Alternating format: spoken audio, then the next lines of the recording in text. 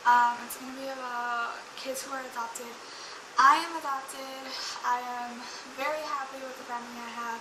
So blessed. I am just a happy person because I have a great family. I don't know about other people. I know other people might be like, oh, I hate my family because they're not my family, they're not my real family, blah, blah, blah. But I, for one, am very, very happy with the family I have. I also wanted to say that I am not boasting or trying to put my biological family on blast or anything. I'm just making this video because I feel like it's very important for kids to know that others do go through the same thing. We also have feelings, we have a lot of emotions, and it's normal for people to experience the emotions they have. I also wanted to say that nobody's alone. You always have people you could talk to. You could talk to social workers. You could talk to kids who are adopted. You could talk. I'm telling you, you could talk to anybody. Honestly, there should be groups out there. I mean, I know there should be free ones, but I mean, nothing is free nowadays, so I can't really guarantee that. I've never been to a group. I thought about it because I've been through a lot recently, but I haven't really looked into it, so I can't really say much about it. But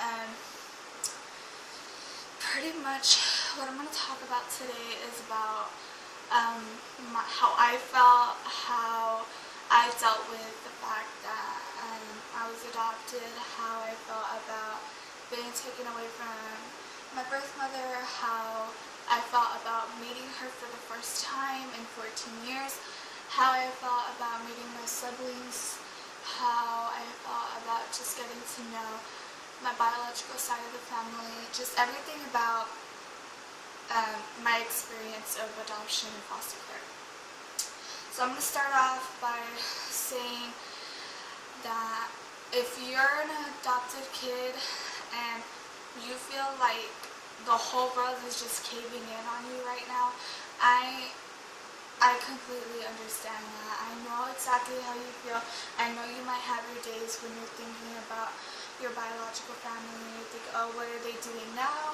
Who are they marrying? Who are, like, do they have any more babies? Like, what are they doing? I know exactly what you guys are thinking because every single day I always thought, oh, do I have another sibling or something? Because there's 5 of us, so there's a lot of us, and I always thought that my biological mother would keep on having children, so I always imagined I would have like friggin' 10 brothers and sisters or something, but it's only 5 of us, and I mean, I'm blessed with the family I have, and I wouldn't trade the family who adopted me for anything. Like, I'm telling you, those people are my parents. Like, my birth mother got nothing on my mama, because my mama is, like, that's my mom. So, yeah. Another thing is that if you're going through hard emotions and stuff, just know that you're not alone. There's a lot of people who think the same. Don't think that you're weird because you're thinking, oh, you're thinking, okay, like, say if you see, like, your friends with their mothers and their biological parents or whatever, and you're like, oh, they're so lucky. No, you're lucky too, because you do have a family and you do have somebody who cares for you. So yeah, but anyways, I'm gonna start talking about my experience with foster care because that's where it all started. So I used to live in a house in Riverside with my birth mother and my siblings. I don't really remember much because I was very young, but I do remember a few tragedies. I don't really want to mention them because this is like public, so I don't feel the need to talk about it, but I'm gonna just give you hints to like, or not hints, but just little things that happened during my childhood while I was with them and while I was taken away. So I had no good father. He was just no good, okay? And my birth mother didn't really care, I guess you could say. I'm not trying, like I said from the beginning, I'm not trying to put her on blast. I'm just saying how I feel and what I, like from what I've seen, like how I picture everything. So how I assume things, because I mean, this is how I always thought of it. So this is how I'm going to describe it. Anyways, I always thought that my mother didn't care about what happened because of the fact that she, how to describe this, that she was just not a very good caretaker at the time. So eventually somebody called child services, and child services came and took us away. And we were all separated, and by we I mean my siblings, and we all went to different homes. It kind of sucked because I wasn't close with my sisters at all. Like, I don't even remember being around with them, but I remember being around with my brother, and if I could have had him here with me right now, like, that would mean the world to me. But that didn't happen, sadly. But we all got separated. I went to about 3 foster homes.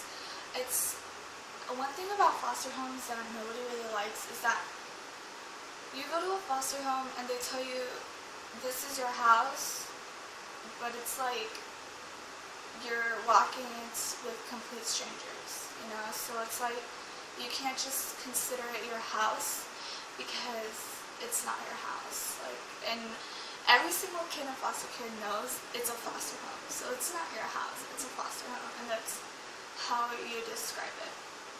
And so going through foster homes was it just sucked. Like, it just really sucked, because going to go meet strangers and then having to sleep in their houses is just, I don't know, it's something you just don't want to do. Like, it's just something you wouldn't do, and it's something you don't want to do. So, yeah. But, I went to 3 foster homes, and then I came to this foster home, and I was very sick at the time. I had very bad asthma. The doctors were afraid that I wasn't going to make it because the medicines weren't working for me, like the inhalers, the oxygen tanks, they weren't working, so they were scared I was just going to stop breathing. But I came with this lady here who is my mother.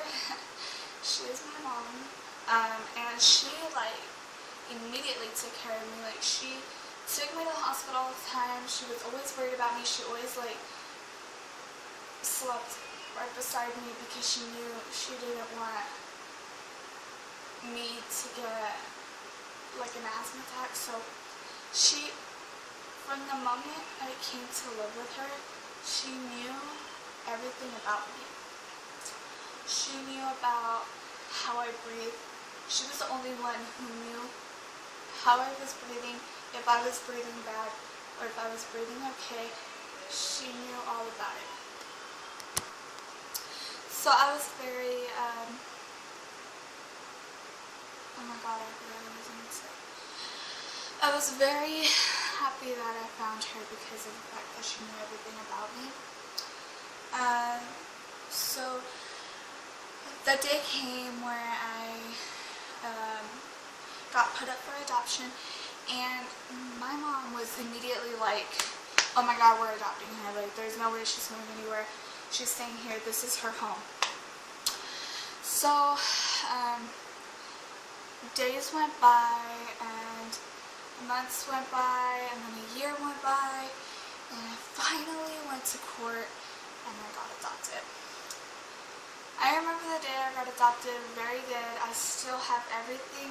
I have all the paperwork. I have everything from the adoption. It was probably one of the best days of my life, just because I wasn't going to be in a harmful place anymore. I was going to be safe, and I wasn't going to be harmed, of course. So, after that, years went by. 14 years passed by after that day, and this year in March, I was going through Facebook and I was going through my paperwork, and I found my birth sister, my biological sister. I found her on Facebook. So I decided to message her, and I told her that it was me because I had my name changed. My name used to be Skyland, and instead they changed my name to Lily Anna Louise. So I told her it was me, Sky, and that I was looking for them and I wanted to make sure if it was her. And there you go, she messages me and she's like, "Oh my god, I can't believe it's you. We've been looking for you. I can't believe this." And it was just a very emotional day that day. I live in California and they live in Pennsylvania, so they're very far away. So I told my parents about the fact that I found them, and they told me that if I wanted, I could go in July to go meet them. I was very shocked because it was from March straight to July. Like, I thought I was going to go meet them in like a year from March. But no, it was just going to be in a couple months. So I was like, well, if I have the opportunity, I might as well go. So I went there with the mentality that I wasn't going to have any type of relationship with them. And I just was going to just meet my biological family, and that's it, because I honestly didn't want any relationship with them. I just wanted to know who they were. So eventually at first it was all fun, laughs, getting to know each other, and then fighting and fighting and fighting and fighting. And it was like my life, like this whole 14 years, my life has just been so like simple. Like, I didn't have to deal with that. And the fact that I had to deal with all their like drama was ridiculous. Like, I'm not used to all that. So I decided I was just not going to deal with it anymore. So I stopped talking to them. And then the day came, and it was in July, and it was time for us to fly out there. But my motive was that we were just going to go have a vacation. I was going to go see my brother, and we would come back home. But what do you know? I get a text.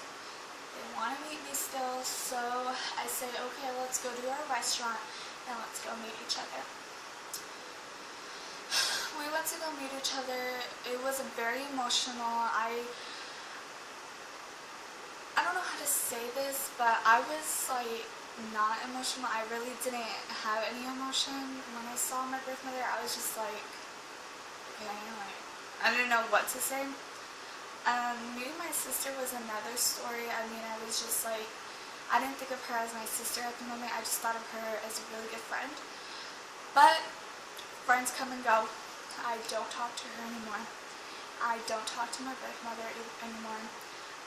But at the same time, I am very thankful that I got to meet them, because if I didn't meet them, I would still be curious, I would still wonder, and it's just like a weight lifted off my shoulders, because I finally got to get it over with, and I don't have to worry about it no more. So that's a bonus. I went to go meet my brother, and like I said, me and my brother are like super, super close. So it was very emotional because when I had to leave, like when I visited him the last time, and I had to leave, oh my god, like, even talking about it just makes me want to break, because Hold on. Because that's my, like, that's my hero. My brother is my number one. No one could take the spot. And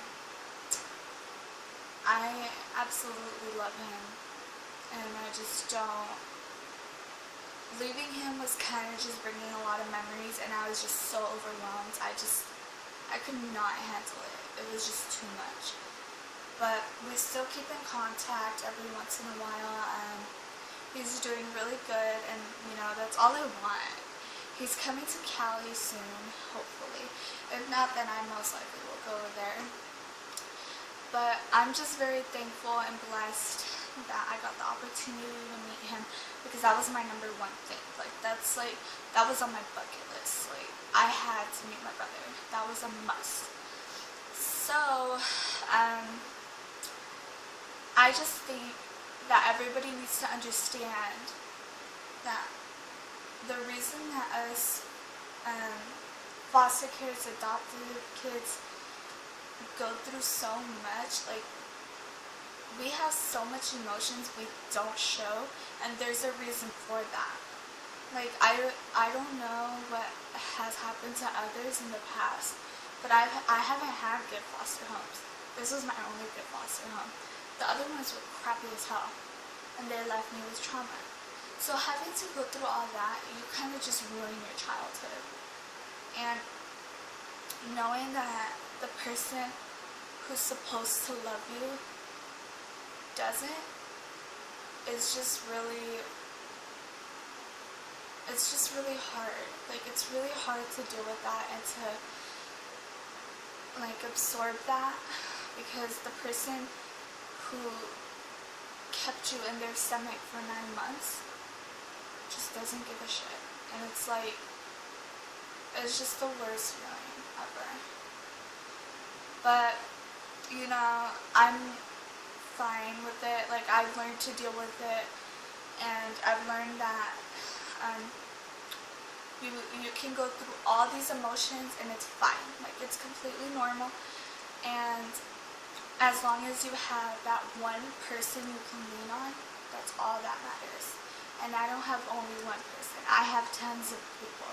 I have friends, I have family, I have people at my church. Everybody is there for me, and I would not trade anybody for the world. I am so thankful, and I could be so mad at my birth mother for what she did, for giving me up, but then I can't be mad at her either, because I'm so thankful for the family I have. And one thing is, I get really defensive when people say, how was it when you went to go meet your mom? Because honestly, that's not my mom. She will never be my mom. My mom is the lady who raised me. She's not my blood mother, but that is my mother. And when somebody says, how was it to meet your mom? I was just like, no, she is not my mom. Don't even say that, because I feel like that's disrespectful towards my mother, because my mother is my mother, and I put her on a pedestal because she went through hell and back for me. And the fact that she did that, and I'm not even her own blood, is just oh my god, it's amazing. I also had to deal with a lot of discrimination because of the fact that I'm white and my mom is Guatemalan, so she is obviously Hispanic, and people would look at her and they'd be like, that's your mom? I'm like, yeah. And it was when I was little, I didn't like it, because you're supposed to look at your mom and she's supposed to look like you, and it's my mom doesn't look like me. So it was really hard. And then my mom was also old, so they would always think she was my grandma, and when I was little it was just embarrassing, but now it's kind of I don't really care. But I don't know, I just feel like kids who haven't been adopted, I'm not saying that you guys live a magic life or anything, but you guys have it a lot more easier than us, because we go through so much emotions every single day, thinking about why we couldn't be loved by the person who was supposed to love us. And you guys don't have to think about that. You don't. And it's just like, it's hard, but I'm thankful and I'm happy with the people I live with. And all I have to say to those kids who are adopted is keep your head up, don't look down. You can feel the way you feel. Feel free to feel the way you feel, because your feelings do matter. And if you had a bad foster home and they treated you badly and you feel like you need to do something about it, you should complain about it, because there's still kids going into that foster home and being treated bad. So I just hope this video can help some of you guys. And if you're ever thinking about looking for your birth parents, all I gotta say is don't expect too much. Do not expect too much, because people can change and people cannot change. I thought my family would have changed, but no, they're the same, and I can't involve myself with that. Like, I've come too far to get myself into a bad position. So all I have to say is don't expect too much. Don't think that it's gonna be all rainbows and pretty flowers and shit, because it's not. Like, it can go really good and it can go really bad. So all I have to say is just keep your head up. Feel the way you feel. If you feel the need to talk to somebody, you could always call a social worker, or you could always just leave me a comment down below, and we could, like, I don't know, I could give you my kick or something, and we can just message each other, or you could just add me on Facebook or something, and we could talk. It's good to always have somebody you could talk to, because it's a hard subject, and I completely understand that. So I hope everybody likes this video, give it a thumbs up, subscribe, leave a comment down below, and if you guys want me to talk about anything else, let me know in the comments, and I'll see you guys soon. Bye.